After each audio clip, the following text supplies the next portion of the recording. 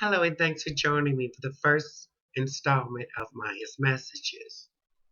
You know, the topic for today is Black, Trans, and Strong. Um, I think very hard about those three things because a couple of them I had no choice. As a matter of fact, all three I really had no choice. I was born black, and I find it disgraceful how in my black community I was not welcomed. I was taunted. I was bullied. I was beaten. But yet, I'm still black. There is no way around that. There is nothing I can do to change it. I will always be a black person. Trans. Unfortunately, I did not have a choice in that as well. Um, I see people who conformed to society, having wives and kids and not really being true to themselves. And I'm sorry. I just am so grateful that I made the choice because at 41 years old, I have done everything I wanted to do with my life. I didn't hide, and I definitely didn't conform. And that's the thing. You have to be true to yourself. And strong, mm, not so much strong as adamant, darling. No one knows the tears I've cried on many of nights. I'm not really as strong as people believe me to be. I just refuse to let any other person dictate how I live my life or how I look at myself and how I believe in myself because I have to live with me. When I go home at night and I shut that door, I'm alone with me. And I need to know how to like that person. I need to be in love with that person. I need to be able to sit down and have a conversation with that person without any negativity brought on by the outside world. I need to sit down with myself sometimes and think to myself, okay, first off, did I harm anyone today? Was there something I said that I could have said differently that I didn't? And can I correct that? The second thing is, was I the best person that I could be today? It's so strange. A simple smile and hello when I'm walking through campus is greeted with such shock and awe sometimes. And I've met a lot of people by merely saying, "You always have a smile on your face." Well, yeah, I do. Because, why look mad at the world all the time? And that's just my thing. I'm not going to live my life being mad at someone else or upset because things aren't relatively the way I think they should be. So the strength that you see is merely, I don't want to be anything else. I have a few regrets in my life. At 41, I'm in college, and I was doing sex work first, and I thought that doing sex work, pageants, and shows, it would last forever. I'd become one of those great icon girls.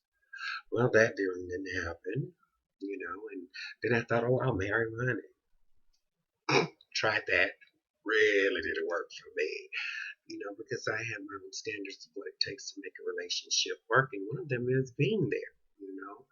And when someone has money, unfortunately, they have to work to keep that money in the status quo, so they're not available for you a lot of times, And I think and believe sometimes that the courage that people see in the transgender community, yes, we do have courage. We do have strength together and we look out for each other. But what hurts me the most is also the comparison and competition inside our trans community. Not every woman is a vixen. Not every woman that you meet is going to look like Beyonce, boo boo. So if you don't look like Beyonce, embrace who you do look like. Love yourself for you. Don't let others' images affect who you are. Because I don't care if you think you are ugly, shaped like a bowling ball. Darling, there's a woman out there in the world that's looking just like you. So you are and can be a woman. You just can't be that woman in videos. And that's quite all right because what is your goal as a transsexual? but to make your outside match up with your inside. You may not want all the shit that goes with being a vixen sometimes, sweetheart, because it's not an easy job. There's some mornings I wake up and I don't look like this. I look like hell, and I'm okay with that. And the person who's in my corner and my mate, he better get ready for it, boo boo. I'm not locking myself up in the bathroom no more to change hair because I'm bald. And if my head itch, I'm pulling that motherfucker off. And believe you and me, I am going to scratch and wash my scalp. So get ready, man. And that's what it's about. It's about being comfortable with who you are. Because no matter what I put on my body, no matter how I look, I will always portray myself and see myself as a woman. And that is first and foremost the biggest thing that we need to acknowledge. That women come in all shapes and sizes. You don't have to try to look like anybody else. You don't try to be like someone else other than yourself. And a lot of us seem to get that twisted. Now, another issue I'd like to touch on is the fact that in the community, we will down people who choose to use silicone as a fast and easy way to get to their femininity. If you're willing to make that choice, darling, that is fine with me. But also be willing to pay the consequences for it. That's it. It's your life. You choose to do whatever you would like with it. I'm not here to condemn. I'm not here to judge, and I really don't care. I love you, sweetheart. And if you're really close to me, I may tell you, make sure what you're doing is what you want to do. Number one, this is irreversible. And number two, make sure you check out the person. Check out some of their work. Do extensive research. Just don't go because someone told you, oh, she pumped me. Because next week that person may fall dead and then you just screwed up as she is. You know? And, oh well. Another topic that really bothers me. You know, I am very, very, very against Caitlyn Jenner. Y'all want to say that, she's our new code, spoken word, and she's brought all this to the forefront. Hell, Jerry Springer brought it to the forefront too, so what the hell, he's courage? Come on. Her being a transsexual, it's her business. It doesn't make her any better than any of us that are on the front lines fighting for ourselves. What, she gets an award because she came out and wore a dress? Really, boo? Really? And now to top it all off, she's saying how these programs that are set up to help transgendered people are really not a good thing. Well, Boo Boo, tell me, when did you struggle? When did you have to worry about your work? When did you have to go out and suck a dick to make sure you ate that day? Have you ever had to do that? What did you do when your parents threw you out? So unless you've lived that life, sweetheart, you need to be quiet and humble. Because the thing is, we have people out there that are doing everything in their power to live their life, and that's all I'm concerned with.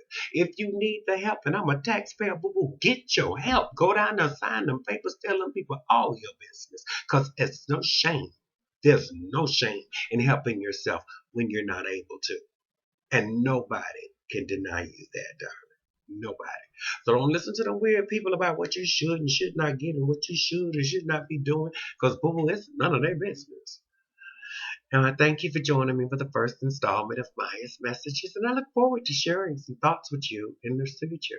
If you have any kind of questions, comments, or even criticisms, please feel free to put them in the comment section. I'll check, I'll answer, and reply.